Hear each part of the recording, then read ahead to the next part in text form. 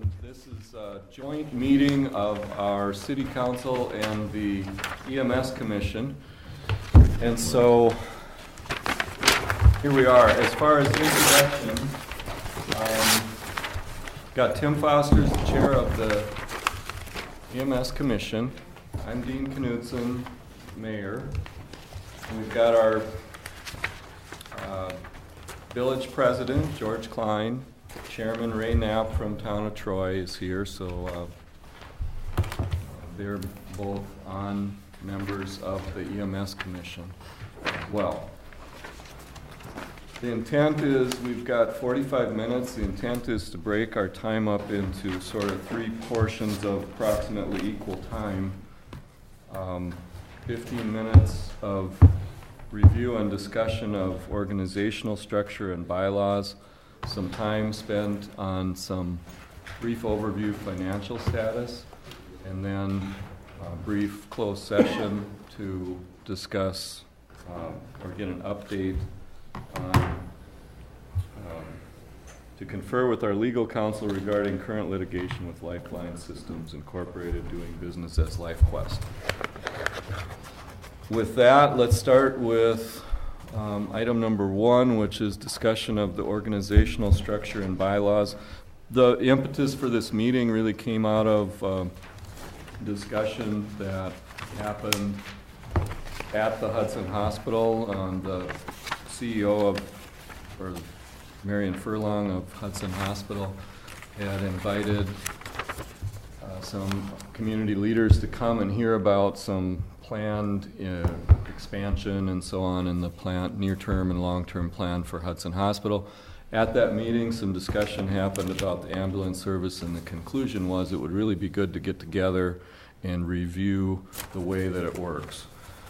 I think our EMS service quality is excellent. Our response time is superb. The quality of the service, I hear nothing but good things about the quality of the service. That's the feedback that we get from the hospital and from the residents. The EMS ran a cash deficit during the years 2006, 2007, and 2008.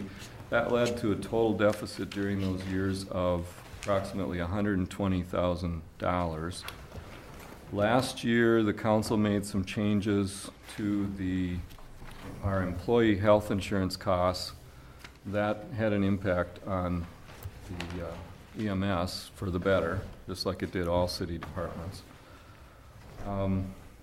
And we changed the billing service company, which led to two improvements. One is our rate is better. The other is our collections are better. So it's both lowered our cost and increased our income or revenue. And so we're on a better financial footing, but the financial health of the EMS is still not sustainable without further changes. My recommendation is that we need to consider all options to increase our revenues and decrease our expenses. And as we talked about this, it came to light that the current bylaws have been fuzzy. That's not to say that there's any fingers being pointed. I look at this as we need to come together as a group and begin to look at solutions. So there's really no finger pointing in any of this or anything. Instead, I look at it like, here's the structure, the way it's set up. We haven't exactly been following it. And by that I mean that we've largely delegated all operational decisions to the EMS Commission, when that's not exactly the way it was created to be. They had a more of an advisory role, really, in the bylaws. So anyway, I included this one-page sheet, which you've all got, and with that, a couple of highlights. Let's open it up to discussion. In the current bylaws, the prerogatives of the city are that the city council would approve the budget. I don't believe that's happened for many years. The rate schedule and wages would be approved by the council. All purchases over $500 would be approved, and amendments to the bylaws, and that part has been done. The employees are all city employees. And And then the EMS Commission's responsibilities are direction and management of the EMS, including recommendations, decisions, and setting policy for day-to-day ops. And then the superintending jurisdiction is the way it puts, but this, so essentially the EMS is a city. It's a little hard to, the terminology is difficult here, but it was started in 1970 as a municipal operation of the city, but started with the express intent that there would be contracts with the neighbors and that it would be a joint thing from the beginning. And so these bylaws have been from the beginning that, you know, that there would be the commission would make the day-to-day decisions. And then the fourth one is the commission is charged with maintaining a sound financial condition of the service. And then there's some things down here about renewals that I found interesting. There's an automatic renewal of your contracts unless you give notice. If your per capita assessment is intended to go up, then you get extra time. You get until October 1st to drop out. I think that should be reviewed because honestly, if somebody dropped out on October 1st, we'd be really hard pressed for everyone else to go back and redo their budgets. In today's budget for municipal budgeting, for the towns and so on, that's pretty late to have people deciding. That's one of the points I've got today is I think we should move that up. We should be deciding some of that earlier. With that, we got about 10 minutes discussion time, free form. Ray? Are we discussing item 1 or 2? Item 1. Item 1, okay. Unless we're done with item 1, we can have more time for item 2. Okay. So first of all, I guess I would second Dean's comments about everybody feeling very positive about the service levels that we have. And I think that probably a lot of people in the community don't recognize why costs have gone up significantly over the last few years, and that's because it wasn't that many years ago we didn't have a paramedic level service. We didn't have full-time EMS personnel, and I think it was a travesty that the level of service was the way it was. I think that the city, and give a lot of credit to our director for bringing the level of the service up. I'll also share, I guess, concerns about in the current bylaws where it talks about the commission giving day-to-day direction and operational direction to the EMS service. I think as it's grown into the service that it is, I personally think it's outgrown the quarterly kind of meetings or whatever that we have to give that direction. So I guess I would be in agreement that I think something needs to be done with the structure and the bylaws. And I'm not sure that we're here today to try and figure out exactly what that is, but I agree in you know, content that needs to be done. Agreed. I don't think, there's no use just standing here and saying everything all over again, and I absolutely agree. And we talked about that even 10 years ago, that there was some major concerns of the commission members about the liability that they were taking on with that full commitment of having to be responsible for the EMS, the commission members. And were we backed up by our municipal insurance even, if we had full committable responsibility to that if there was ever any major concern, and Devin can even attest to that. We had some major discussions about that, didn't we? So yeah, it's need for change. We've grown to a different level with the ALS service. We have. And what happened then wasn't just improved service to the customers. We have employees at a different, you know, our employment status changed a lot. Yes, it did. Others? Yes. I'm Deborah Kramer from the hospital. I'm one of the vice presidents there. And I just want to reiterate what you said, Mayor Knudsen. As the hospital's growing and we're adding more service, you know, we know that it's very important that the EMS service here, which we think is great, that we have a partnership with the EMS service to provide the care and the services in the Hudson and the surrounding communities, because it's really important for us that the EMS service is sustainable and viable in the next millennium, as well as the hospital. And excuse me, I know you mentioned about our growth plans. You know, we're planning, we purchased quite a bit of land around the current hospital, and so our plans are to continually grow so we can offer more services that are appropriate for the community here in Hudson. Anyone else? It seems to me that as we politicians change, the hospital doesn't. I'm looking at bylaws that may have been based on the date at the top. These bylaws are almost 40 years old. I don't know how many changes there have been since then, but I know that have they changed? The bylaws, the EMS bylaws? Yeah. I don't believe so. I've only been on the commission Yeah, for they a couple have. of meetings. They have. Yeah, Well, I think the last update was just a couple of years All ago. right. All right. But my point still is that as we sitting on this table, as we come and go, the hospital and the EMS service is the one thing that remains a constant. I concur with you exactly on the liability that we have each put ourselves into by sitting on an EMS commission. This is not my area of expertise. And it seems to me that when we look at making recommendations on a day-to-day basis, that to me, I don't want that responsibility.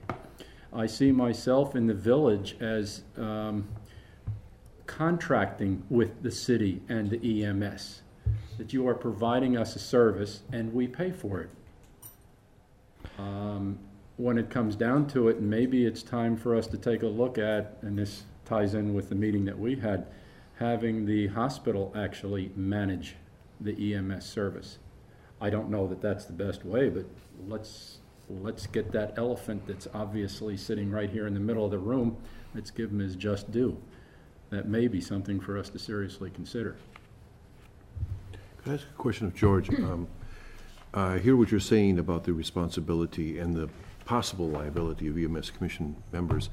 If the absent the hospital taking this over, are you then saying that item number 2 under EMS commission of setting policy, et cetera, you'd like to see that taken over by either the municipalities who are the partners, or would you like to see the city of Hudson take that over? My concern is day-to-day ops.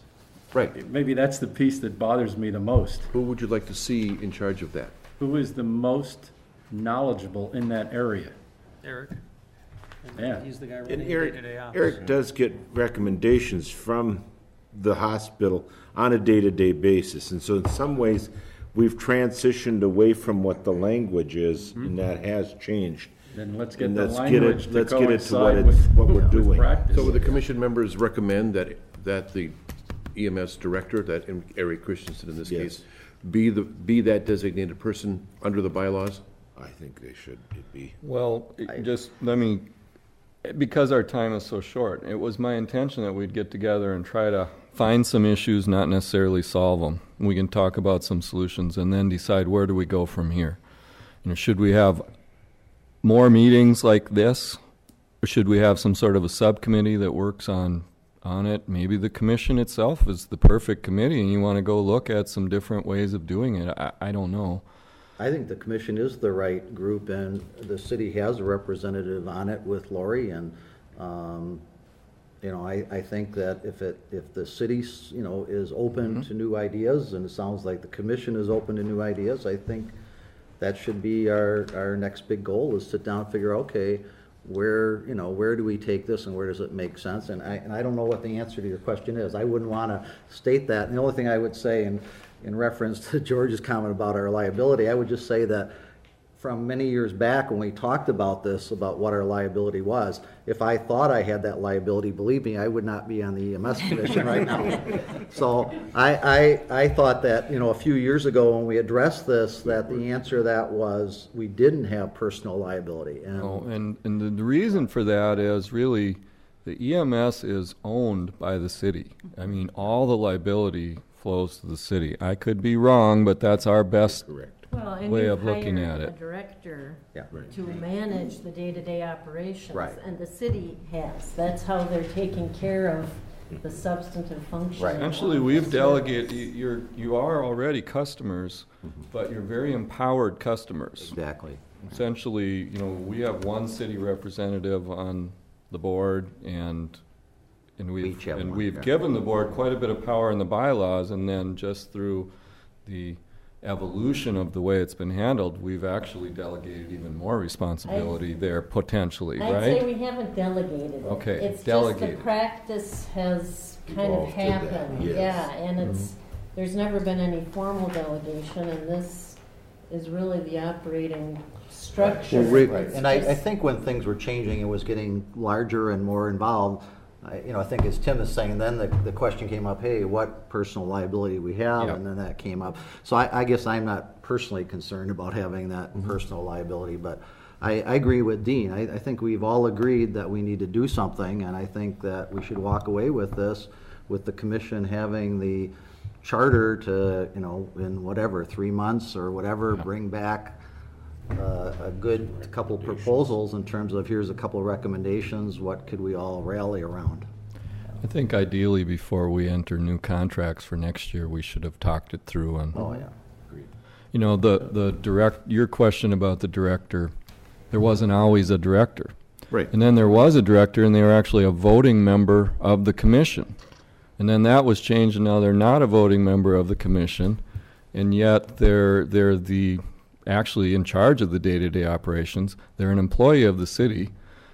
And, Eric's not here, and this is not intentionally a meeting without Eric. When I set the meeting, I didn't realize he was going to be in San Diego and flying back tonight. Eric's been doing a good job, but there's times when he doesn't know who his boss is. It's a little bit hard.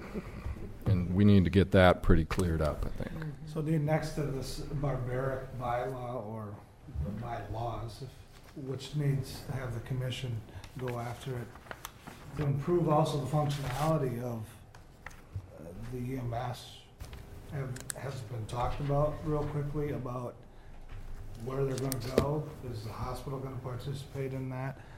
Does that, space needs, functionality? Well, the we're going to hospital talk has a about number. financing next, and that's a good lead into number 2 maybe, but as far as the operational thing, the hospital has expressed this, that they want to be very supportive of our EMS, but they don't want to own it and run it. Okay, so there's a difference between what Ray said was that there could be some management role in becoming the owner of it. It's good to hear that, because when we put that new hospital up there was a couple of bays, and that kind of all fell to the wayside. The initial thought of the new hospital with. And when Mary and I've talked about this, we don't want to be in the business of owning an Understandable. ambulance. We had an ambulance up there till about a year ago, and it was Yeah. there, but So- they needed the space, and so we had I to do- move it out. What we do want is we want to make sure that the current EMS program is sustainable and viable for many, many years to come. And so we want to work in partnership with the EMS service in Hudson because we think it's a great service. How can we work together? How can we be better partners so that we can provide the services that we need to provide in the city and the surrounding communities? And that's our goal. How about if we do that, you be the committee, Yes. and maybe, schedule some meetings, like Meetings. I heard the 3-month time frame of something, a couple of meetings during the next few months. Yeah, I don't know if that's the right Yeah, time. that's doable. Tim's And, already and, here, so. and we need to hear what the hospital wants to be involved with, because to this point, they've had a cursory role, but not any leadership role, which is fine, that's great. Any last comments on item number 1 before we move to item 2? Well, the only thing I'd like to say when we talk about the hospital having cursory role here, it is your medical direction that's come either from the Hudson physicians or the hospital that has really sustained the ambulance service too. So I don't want anybody out there thinking that the EMS commission is giving medical direction. No. That's coming No, from a that's medical. correct. That's That coming does from come a from- physician, Right, so, from one of yeah. our ED physicians. Right, so that's a huge role in this whole thing, yeah. All right, item number 2, and Betty Crusoe is here. I asked her to give you a 1-page summary of the last several years in an understandable form. that even a non-accountant could understand. Is that where the 2 pages came from? It worked. How'd she do? Let's vote. Did a good job. Okay, one of the things before she gets started, because ambulance services involve billing, and medical billing is a whole nother animal, and then our accrual basis financial statements include things like equipment, I don't know, do you actually have depreciation? But Yeah. Yes. so you got depreciation in there and so on. Another cleaner way, and I think a very clarifying way to look at things, is just look at the cash basis standing. So on a cash basis, if you're not putting away money every year to buy the next ambulance when your old ones wear out, then you aren't doing things right. So you not only have to be breaking even, but you've got to be doing better than that and building up a reserve. So Betty, tell them about the last few years. And Okay, basically, like Dean explained, we have the accrual basis and we have the cash basis, and that they are related, but they don't actually reflect on when we operate, and we have to have the cash for operations. We can have a profit but still have a loss in cash due to our money being tied up in accounts receivable and those type of issues. So what I've tried to do is I've been informing the committee over the past 3 years that we've been operating at a loss, and that we've kind of dipped into, we have this fund that we call the Capital Improvement Fund. Back many years ago, there was a per capita of $3 a person that all of them were paying. That $3 went into a capital improvement fund. We use that for buying our ambulances and for our chase vehicles and those type of things. We have grown to now $12.50 per capita that each one's contributing, and none of that money is going into a capital improvement fund now. So we've kind of come to a point where we aren't giving us enough cash for operations, plus we aren't accumulating cash for future purchases. And I've been informing the council or the committee that we've been doing that, and so we've been kind of looking to see how we would do. Some of the things that were done is that we explained about the health insurance, the reduced costs there. There was a assistant that was not rehired. There was a savings on those costs. They had cut back on medical supplies. They've done a lot of different methods of paying per diem to the volunteers, and they have kind of come up with some cuts that have made basically a profit and a cash profit for 2009. We're almost at a break-even point for 2009, but our cash increased by $97,000. That has to do a lot with how much receivables came in and those type of things. So our cash position did get better in 2009. We're still in the hole. We're still not putting away for capital improvement. And I think the council's probably never been made aware of it because we've been kind of utilizing the replacement funds. But at this point, we are looking at the commission's kind of pushing for the replacement of an ambulance or the replacement of chase vehicles. And at this point, there's just no funds available. So we have to address those issues. When the funds are short, the city supplements those funds. And that is what's happened now through the years. And we've got about $180,000 that we had accumulated through 2008. Now we're in a better position. We're down to about $25,000 that the general fund is basically supplementing the ambulance fund at this point. now let me correct you, because it isn't, I mean, to say supplement, clarify that. I mean, we've never turned money over to the ambulance. It's been a paper thing. I mean, you created an account that says IOU, right? Right. It's basically your accounting. Because there is a cash deficit, something has to be paying for that to make the payroll, to do those kind of things. And so at the end of the year, when I go through the audit, I say, okay, basically the general fund is supplementing or actually funding the cash for the ambulance to run. And that's how it's reported in the financial statement. So So it looks like a loan to the MS. it looks like a loan to the EMS, yes. So, excuse me, Betty, a quick question. Since we have no sinking fund for capital expenditures in the future, and you're now proposing that we take the restricted cash to use for operations, in other words, taking the rainy day money to just keep going, it looks to me like we're going to have to look at a raise in fees. Do you have any idea what that would be at this time? Can I interject there? Thanks. The last time we did that, all we did was increase our write-offs from 20% to 35%. Because what happens is when you look at the national program, we get $188 for a run, whether it's for ALS or BLS. It doesn't seem to matter. That's what Social Security gives us. And as a consequence, when we raised it, all we did was increase our write-offs. The only person that paid for that was the person that didn't have insurance when we increased the rates. So that didn't work. And that's been part of our struggle, is how do you accomplish that? So we raised the fee, but it was in this year was a bad year to raise fees in all municipalities because, I'm sorry, we just don't have a lot of cash. So just to clarify terms, and I'm not sure if you meant to say raise the per capita subsidy from the municipalities or if you meant to raise the service fees to the No, patients. per capita subsidy. You meant per capita subsidy. Yes. Part of that That's one place answer we can was get about money. patient service fees, Yeah. which were raised, but that doesn't flow as much to the bottom line. Well, HIPAA has pretty much taken care of recovering those fees, so the per capita is our only other source of revenue.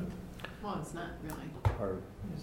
Our largest source of revenue is the fees that people pay when they're picked up by the ambulance and taken to the Correct. hospital or wherever. That's Correct. our largest. But Absolutely. I'll But- take that a step further. We have a hospital who has said they're interested in a partnership with us. And I think we may need to explore Yes. what that partnership looks like. Mhm. Because we need financial help. We don't especially need a lot of land at this point. We need financial help, and I don't mean to get the cart and horse ahead of the buggy, but that's a potential financial source we've not really talked about, and I think We the time- need to improve our revenues wherever we can, and we need to decrease the costs.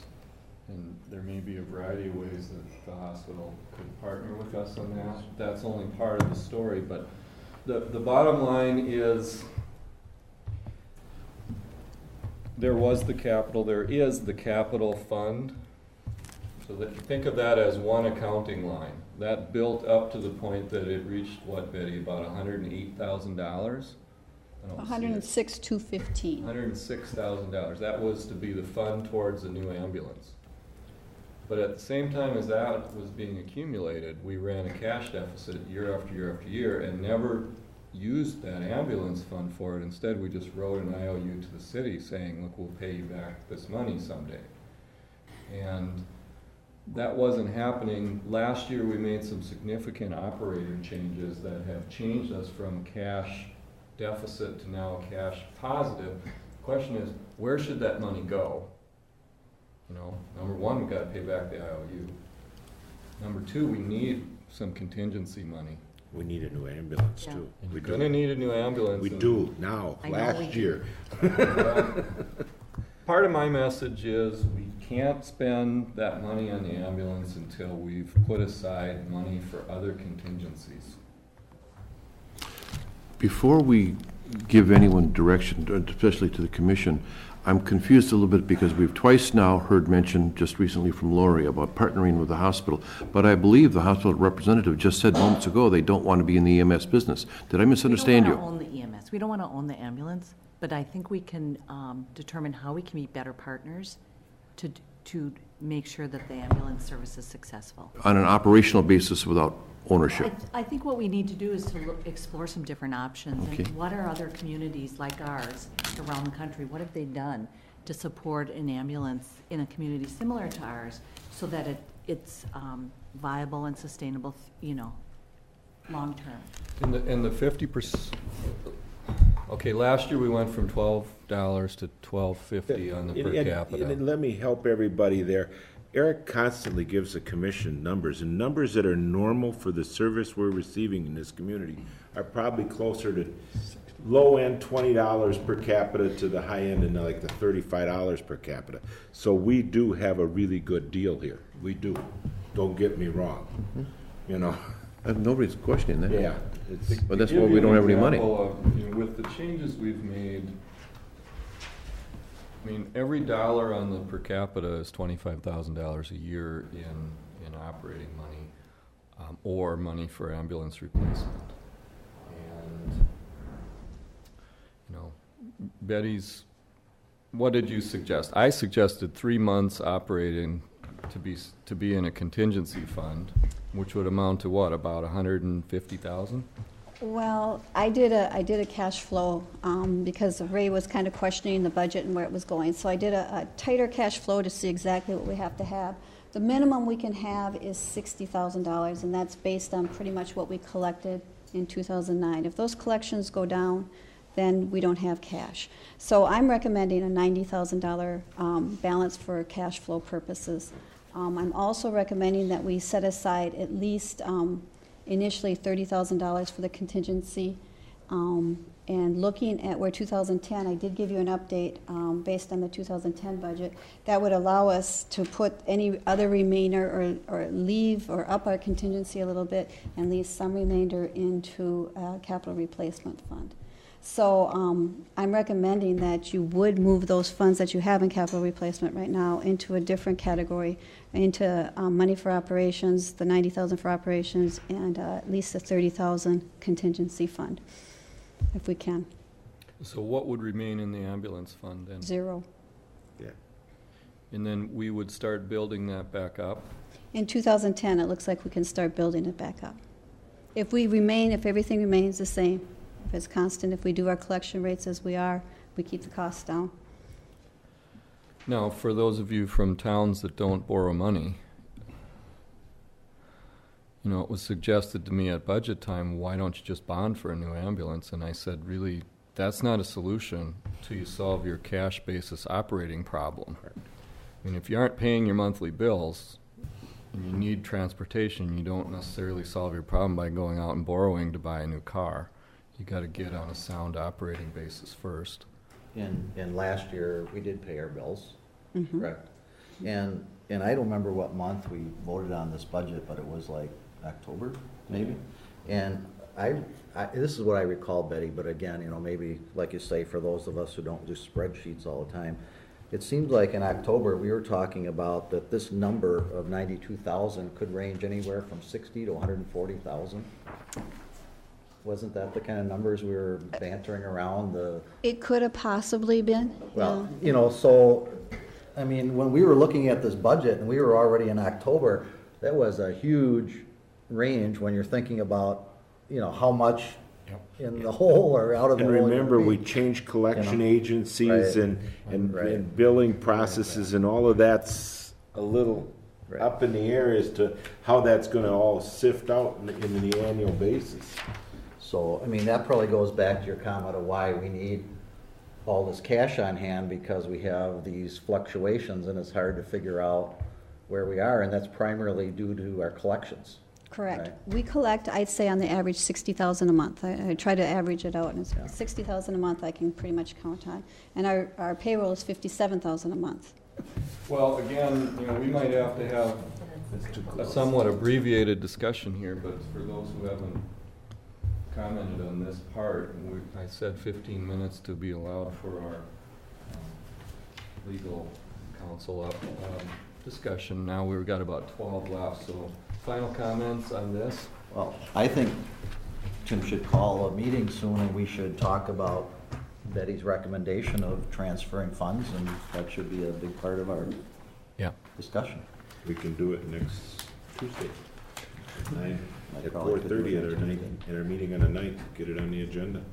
Can I ask the commission to discuss one other thing? Because if we're gonna talk about just spending the rainy day money for day-to-day operations, and therefore have no reserve whatsoever for the future, well, that's not a business model that works. I agree. So we gotta figure out something else. We've talked about that in the long run, but knew we had a bigger elephant that had to be solved in the Totally short run. understand. I think one of the concepts we might want to discuss is, you know, the fact that we have been getting such a good deal. Well, if one day the wheels fall off the ambulance, Right. we've just been fooling ourselves all along. It's not a good deal. Right. So, I was gonna mention something similar when it comes back to finance. It's moving the money around is good, but I wanna see what's our new income plan. Okay. Anyone else? We need a motion to go into closed session if we want to do that. so moved. Second? As stated on the agenda.